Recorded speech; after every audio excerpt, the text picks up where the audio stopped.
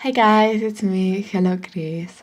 Avui us porto una petita review sobre el llibre Feliçment jo sóc una dona de Maria Aurèlia Capmany i per acompanyar aquesta petita explicació he decidit fer una samarreta i unes enganxines feministes que tinc penjades a la paret de la meva habitació. Començaré parlant una mica de l'autora.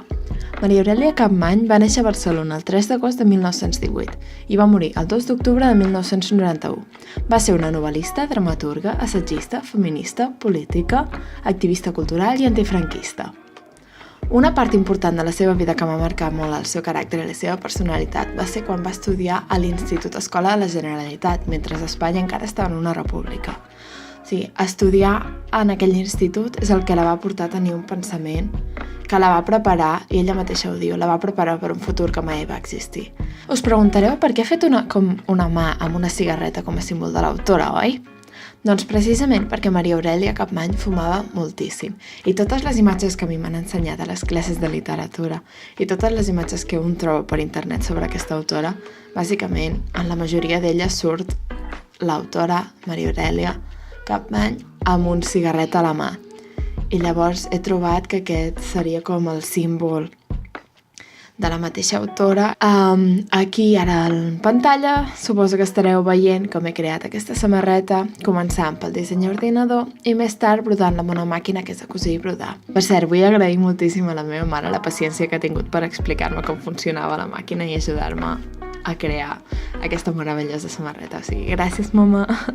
Ara us parlaré una miqueta del llibre en si.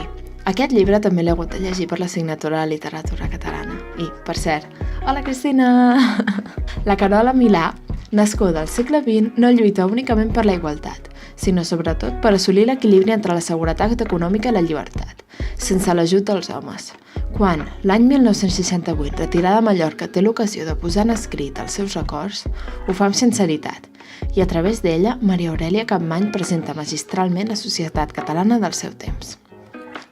La protagonista, Carola Milà, esdevé una heroïna de la manera dels grans clàssics de novel·la d'aventures. Aconsegueix reeixir en un món hostil i construir la seva pròpia identitat contra tot i tothom, per acabar convertir-se en una dona lliure, rica i feliç. Com a opinió personal, la veritat és que no sé ben bé com m'ha fet sentir aquest llibre. Sí, hi ha moltes estones pràcticament tot el llibre subratllat amb coses que he cregut que eren importants o que calia d'haver ressaltat.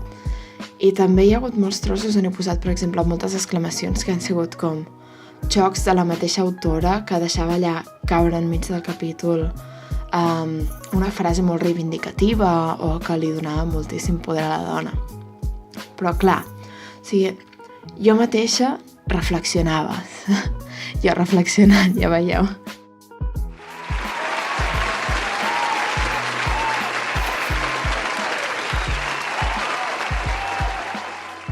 I li anava donant voltes a com l'autora era capaç de plasmar en un llibre una cosa així quan l'època en la que va escriure, l'època que va viure, era una època de repressió cap a la dona i repressió cap a l'escriptura on pràcticament no podies escriure res d'aquest caràcter, però em va sorprendre moltíssim. Però després vaig recordar tota l'educació que ella havia viscut de petita i la que havia viscut també amb els seus pares, i llavors vaig caure en compte de que això és el que va crear la personalitat de l'autora i està ben plasmat al llibre.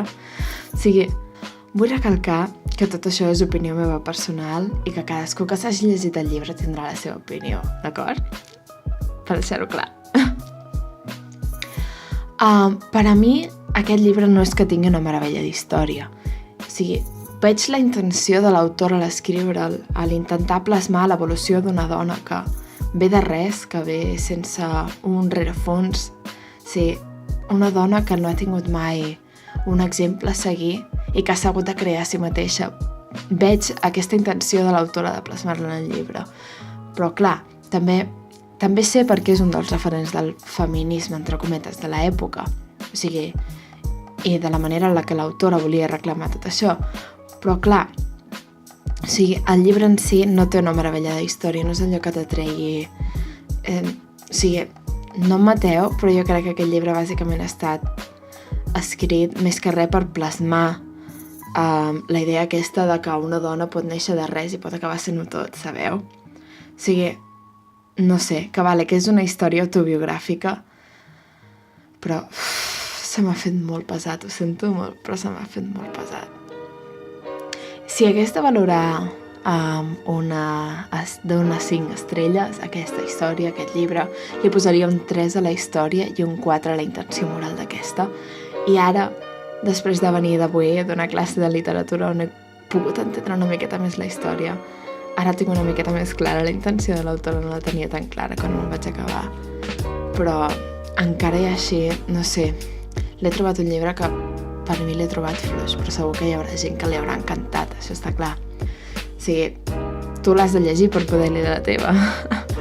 Aquells que l'heu llegit, què us sembla? Deixar-me aquí a baix les vostres opinions personals i què us ha semblat aquest vídeo, si m'ha faltat alguna coseta així d'informació.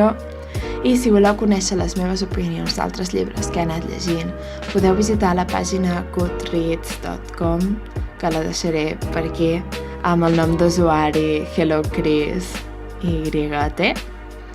I allà podreu veure els meus comentaris, els llibres que he llegit, les pàgines per on vaig i les meves opinions sobre aquestes històries, per si, per exemple, voleu saber més sobre la meva opinió sobre el llibre aquest de Feliçment jo soc una dona.